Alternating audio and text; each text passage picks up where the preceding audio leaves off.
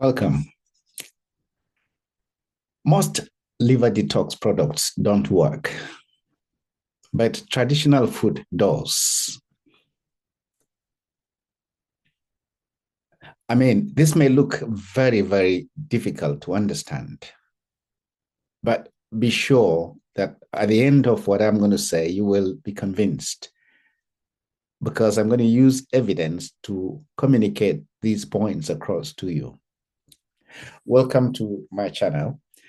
I believe that most liver detox products do not improve liver health at all, but traditional home cooked food often does. We're now seeing a global industry built on the idea that the liver requires external cleansing. But we know from anatomy that the liver is actually built to do this for us. You would have been bombarded by detox teas, powders, capsules. Yet the liver is not designed to be detoxed by products.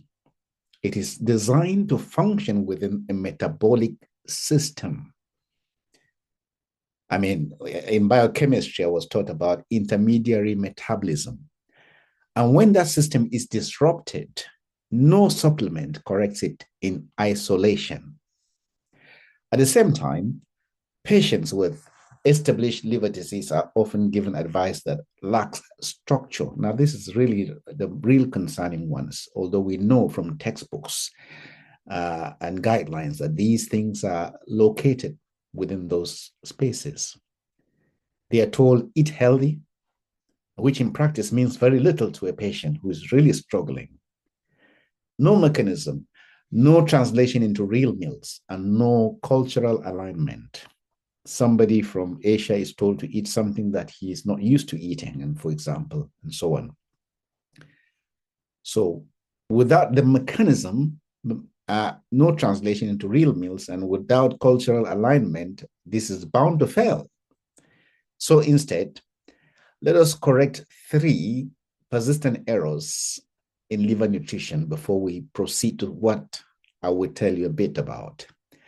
The first myth is about sugarcane. I grew up in a culture where sugarcane was claimed to be a cure for hepatitis. And there's no clinical evidence for this. Liver disease, again, some people believe requires bland or restrictive diets, no salt, no Maggi cubes, and so on, seasonings. But this approach reduces adherence because, a tasteless food is not something exciting for anyone. The third one is protein is to be avoided. Well, I heard a story of a colleague told me of this chap who was having just a mild diagnosis of a carrier of hepatitis, and he stopped eating protein for whatever reason, and his wife was like the policewoman over his life, and ensuring that nothing was on his food that had protein, and he was losing weight at a point that he thought that this chap was having a malignant transformation because he was losing weight drastically. But the ultrasound showed that the liver was normal. What was happening? He was becoming sarcopenic simply because of malnutrition, avoiding proteins. All right? So in reality, inadequate protein would accelerate muscle loss, which is a major predictor of poor outcomes in liver disease. So it should be encouraged to eat proteins.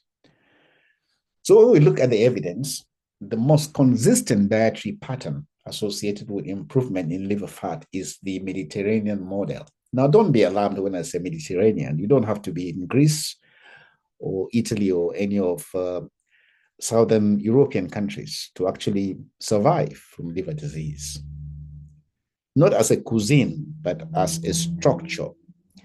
High fiber, plant diversity with lean protein and controlled diets and fats rather would be key in actually helping your liver to cope.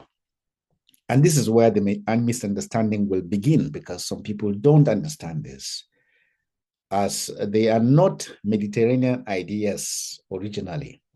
They are metabolic principles. It's just that the Mediterranean diet actually is after that principle, and that was how the research was conducted. So many traditional diets already follow this structure, however. For example, from within Nigerian culture, the food systems have a central component of legumes, okay, like beans and so on.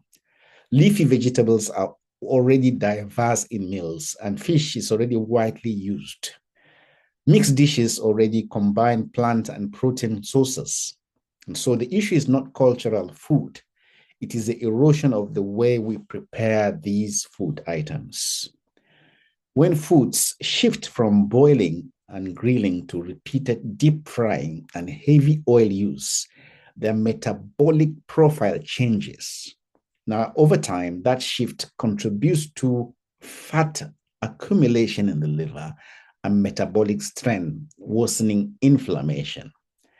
So the intervention is not replacement, it is just adjustment to maintain the food and modify the method. So that's the summary: maintain the food and modify the method. Tend to boil or grill or steam the food. That would give you a better deal on your metabolism. So liver health is not built through products. It is built through patterns. And many of those patterns have existed in traditional diets for generations. And so they were not labeled as liver friendly at that time. Of course, they didn't know it. If somebody branded it at that time, it would be very expensive and it would be a rich person. But functionally, they always were very important. I hope you've gained something from this. If you do, please like this video, share it with some others, or send me a comment down below and let me know. And you would be sure you're going to get more from me through this channel. Thank you very much for your time.